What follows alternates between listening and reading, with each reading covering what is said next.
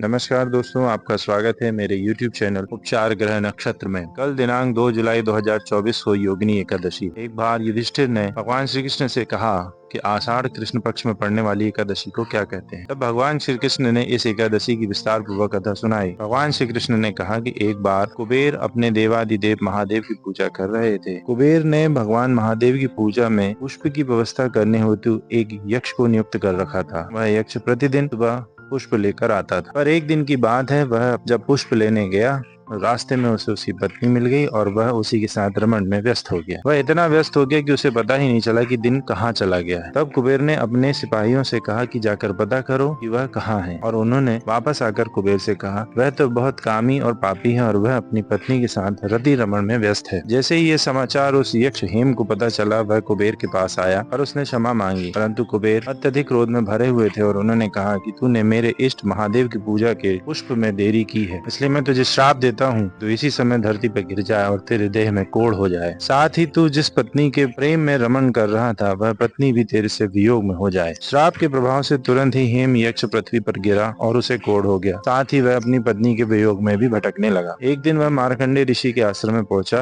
और उनसे प्रार्थना की कि हे ऋषि, कोई उपाय बताइए जिससे मैं इस श्राप से मुक्त हो सकूं। तब ऋषि ने कहा कि तेरे ऊपर इस तरह का श्राप क्यों है, तूने ऐसा क्या पाप किया। और उस यक्ष हेम ने सारी बातें सत्य बताते हुए ऋषिवर के सामने रख। ऋषि उसकी सत्यता से प्रसन्न हुए और उन्होंने कहा, आषाढ़ माह के कृष्ण पक्ष में योगिनी एकादशी आती है। इस योगिनी एकादशी का यदि तू व्रत करेगा, तेरे सभी पाप नष्ट हो जाएंगे। मार्कंडे ऋषि के बताए अनुसार उस यक्ष ने आषाढ़ कृष्ण पक्ष की योगिनी एकादशी का व्रत किया और वह अपने सभी पापों से मुक्त होकर दोबारा अपनी पत्नी के साथ रहने लगा। आषाढ़ कृष्ण पक्ष की योगिनी एकादशी सभी पापों को नष्ट करने वाली है। इस दिन मिश्री और दूध का भोग भगवान विष्णु को जरूर लगाएं। एकादशी का व्रत भगवान विष्णु को अत्यंत प्रिय है, इसलिए आप भी इस व्रत को करें और भगवान विष्णु को प्रसन्न करें, जिससे आपके भी सभी पापों का नाश हो। चैनल पर यदि नए हैं तो चैनल को सब्सक्राइब करें, लाइक और शेयर करना ना भूलें। धन्यवाद।